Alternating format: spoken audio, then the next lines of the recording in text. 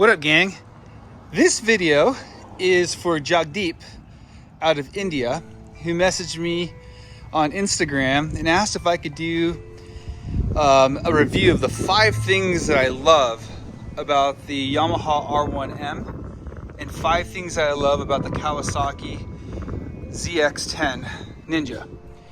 I guess in his country, according to what he was telling me when we were conversing back and forth, he's not able to get an R1M at the current moment. So I don't know if there's just some sort of sanction or something like that that is preventing the R1M to land in India. But I'm gonna go ahead and talk about the 5 things that I love, Jagdeep, about these bikes. Okay. Well, the one I'll start with the Kawasaki first. Obviously, first and foremost, I mean the color. It's very difficult to go down the road. I don't care where you're at. I don't care what state you're in. I don't care what city you're in. It's very difficult to go down the road and not know that you're riding on a Kawasaki when you come in hot on a KRT edition like this.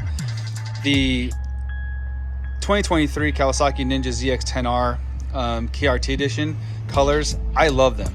A lot of guys don't like this color. I've heard a lot of people going, oh, I just don't like the green. I'd rather have the black one. That's fine, man.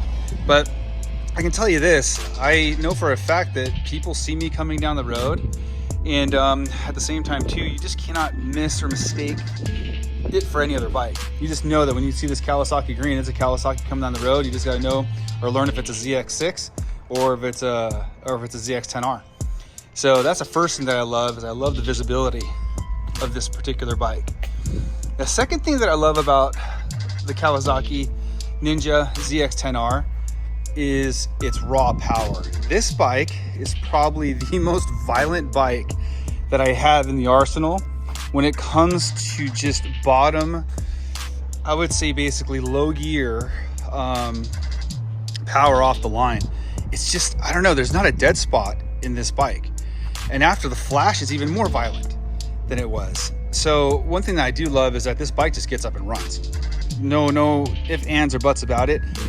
People that ride Kawasaki know for a fact that what I'm saying is absolutely the truth. It is just a very, very powerful, almost violent ride.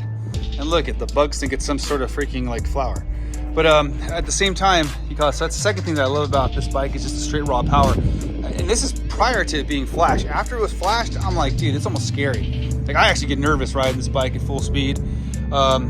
And I have not taken it to that limit yet, mainly because I'm just afraid to on a regular street. When it goes to the track, that'll be a different story, and I don't even know if I can keep it on the track with all the power that it has in the upper end. But the bike just doesn't have a dead spot, and it's amazing. Third thing I love about the Kawasaki are its electronics. The electronics in this bike are really nice. I obviously can't really see too much even here in the sun. I'm not even gonna turn it on. But the electronics and also what the display for the ZX-10R is just, it's very easy to see. It's very easy to understand, easy to reset when you go to the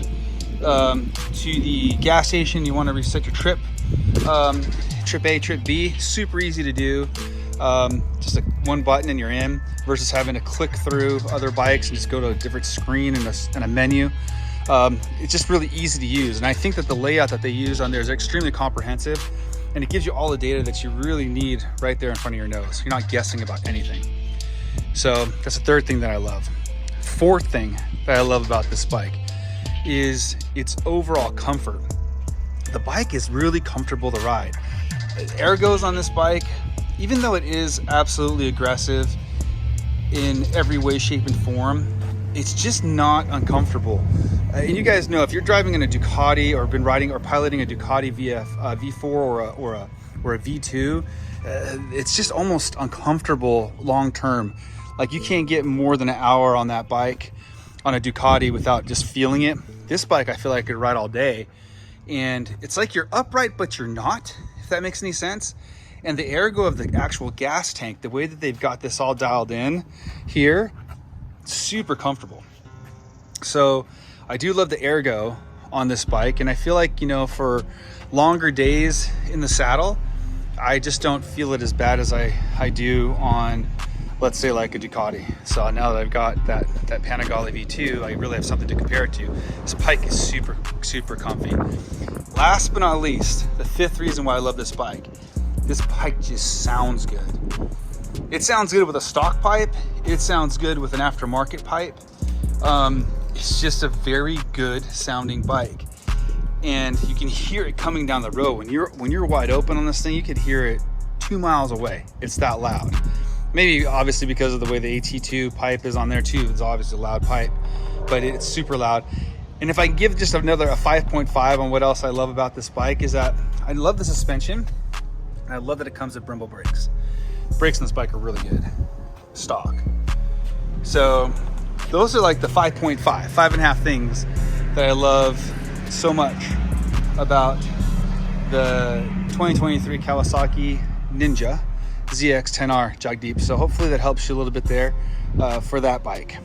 5 things I love about the 2023 Yamaha R1M. Well guys, first and foremost, I'll start with aesthetics. Look at all that carbon. I mean, I don't know if it's showing in the camera here, but in the sunlight, it's just a liquid look. And people know what you're riding, especially guys that have sport bikes and stuff. When you pull up to the light or pass them on the freeway, you know, they always give you like a thumbs up or just this, that looks good type of thing.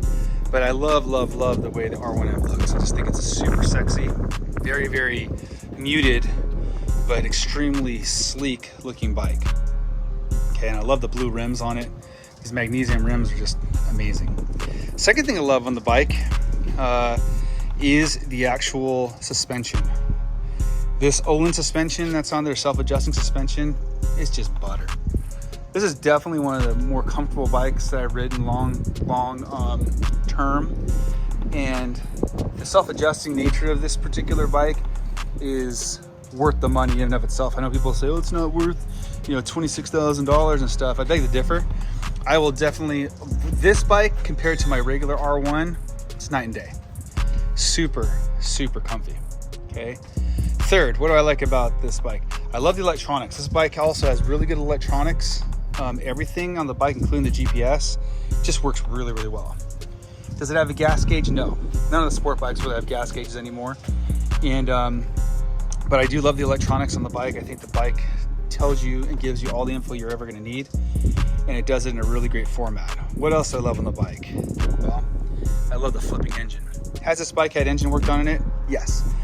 Is the bike basically the best out of the crate? No. But if you're working on this bike, I'll tell you right now, it's an amazing bike. One thing that I seriously love in conjunction with the engine is the blipper.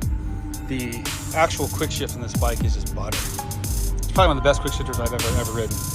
And I love quick shifters. They're amazing. Fourth thing that I love about this bike is this brushed aluminum swing arm. I don't know if you guys can see the quality of that, but it's just polished out. It just looks so good. It's all plated with the R1 stamp in it. Just a really, really, really amazing look from both sides, which I absolutely am enamored with. I think it's a really good look.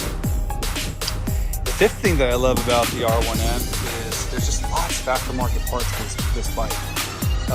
And it's really easy to work on. What do I mean by that? One thing that's so nice is that if you need to take the ECU out, this little kit right there. It's this bolt here, slide the sucker out, there's no bolt on the bottom, take that out, and the ECU is exposed right there. You take it out, work on it. It's really easy to get to versus like, shoot, the Honda, you gotta take the whole flipping tank off to get to it and everything too. Kawasaki, this one's got a little bit of work to do too. But I just love that the ECU is super accessible on this bike when you want to work on it. But jog deep, you know, I'll tell you, you really can't go wrong with any of these bikes. The only thing that's gonna hold you back, obviously, is your budget. This bike right here, out the door, is roughly $26,000. Out the door, this bike over here, $18,000. So that's, I don't know what that is in rupees, but I know it's a lot of rupees because of the exchange rate. But I'll tell you right now, those are the 5 things that I love about the 2023 Kawasaki Ninja ZX-10R and the 2023 Yamaha R1M. Super great bikes.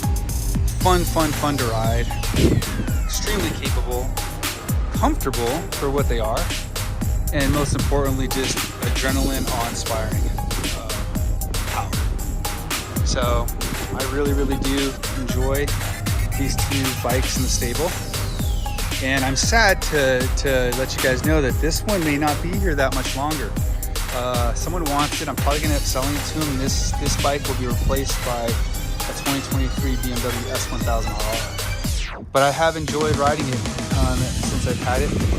But that's basically what it's gonna be looking like. Guys, if you have any other questions, if you want me to make a specific video for you like Jagdeep did, don't hesitate to reach out to me. You can reach out to me here on YouTube, reach out to me on Instagram, and I will do my best to make a video that's gonna help you out in your search for the most perfect bike for you. Keep in mind, guys, all of the stuff that I'm saying here is just my own opinion. And for those of you that do own these bikes, you probably would agree with what I said here. You may not, and that's okay. That's what these forums are all about. But I can tell you, if you aren't hurting for cash, and at the same time too, you just want to have something that's going to really, really raise the hair on the back of your neck and give you ultimate joy and relaxation when you, after a long day at the office, these bikes will definitely do it for you. I am a fan. I'm very, very happy with these purchases, happy with the quality of the bikes, happy with the performance of the bikes, and overall just the enjoyment of ownership for these bikes. One last thing too, Jagdeep, this is probably not going to matter to you much because you're in India, but the insurance on these bikes is not bad at all. I use Geico, and this bike I insure for roughly a little over $200. And this bike, I am actually under $200 at about $198 for the full year. Okay, and that's just to meet the minimum requirement for my state. But again, so far so good. Guys, hopefully this helps you guys out. I appreciate every single one of you that watches these videos, that comments on them, that likes them. Please follow, like, and subscribe. You guys know I have a pretty lofty goal to reach 100,000 subscribers. This channel just started, and we're already up to 1,700 subscribers here. And I know why, because you guys like basically what we're talking about, and more importantly, you guys are fans like I am about this bike. Just imagine, the more the merrier that we have commenting, and like I said, the more requests that come in, I'll make more videos as well. So anyway, guys, I love you. I appreciate you, CK Rides. We do everything we can to bring in really hot bikes to talk about. And again, guys, I'm really appreciative for you guys. Have a great Monday. And if you have any questions, please comment below and I'll answer them. I love you guys. Cheers.